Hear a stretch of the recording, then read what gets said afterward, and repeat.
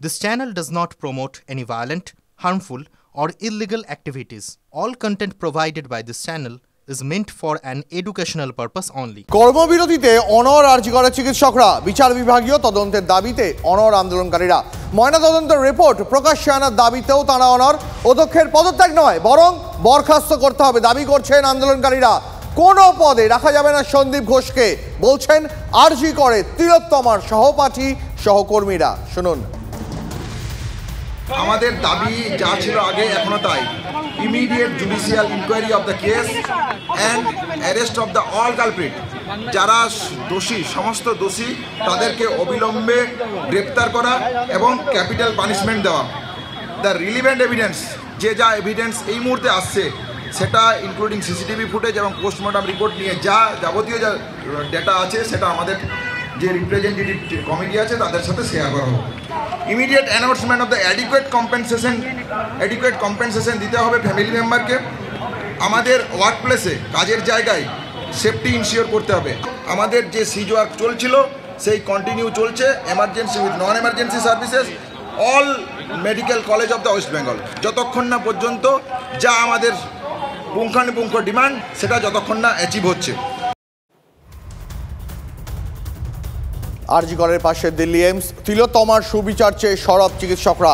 CBI তদন্তের দাবি এইমসের চিকিৎসকদের।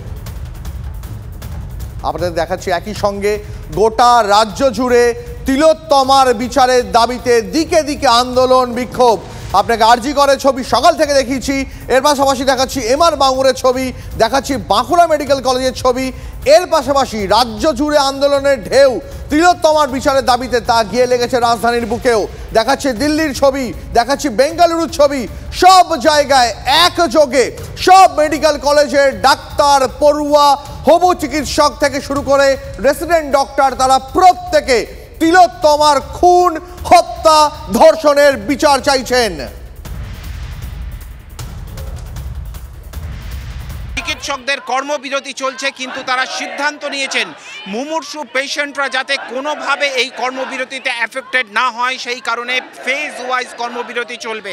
অর্থাৎ যাবতীয় প্রয়োজনীয় চিকিৎসা জারি থাকবে, এমার্জেন্সি জারি থাকবে, এমনকি শিফট অনুযায়ী অনেকে ওপিডিও চালু রাখছেন, ওপিডির কাজেও যোগ দিচ্ছেন। অর্থাৎ নিজেদের দায়িত্ব প্রতি মুহূর্তে বজায় রেখেই আরজি করের ঘটনায় এই মুহূর্তে এইমসের রেসিডেন্ট ডক্টরস অ্যাসোসিয়েশন তারা পথে নেমে পড়েছে। আমরা যে ছবি এই মুহূর্তে দেখতে পাচ্ছি এইমসের রাস্তায়, অর্থাৎ একেবারে চত্বরের ভেতরে এই মুহূর্তে বিক্ষোভ চলছে। চিকিৎসকদের উপরে যেভাবে হামলার ঘটনা ঘটছে, এই ঘটনা বিচ্ছিন্ন ঘটনা নয়, সারা দেশ জুড়ে এই ঘটনা ঘটছে এবং কেন্দ্রীয় সরকারের উপরেও চাপ বাড়াচ্ছেন তারা।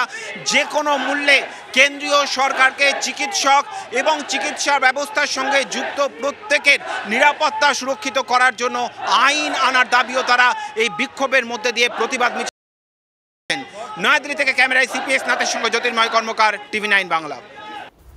এবার আপনাকে দেখাবো স্টুডেন্ট ফ্রন্টের ডাকে স্বাস্থ্য ভবন অভিযান। সেক্টর 5 মেট্রো স্টেশন থেকে অভিযানের শুরুতে পুলিশের সঙ্গে ধস্তাধস্তি, সেই ছবি।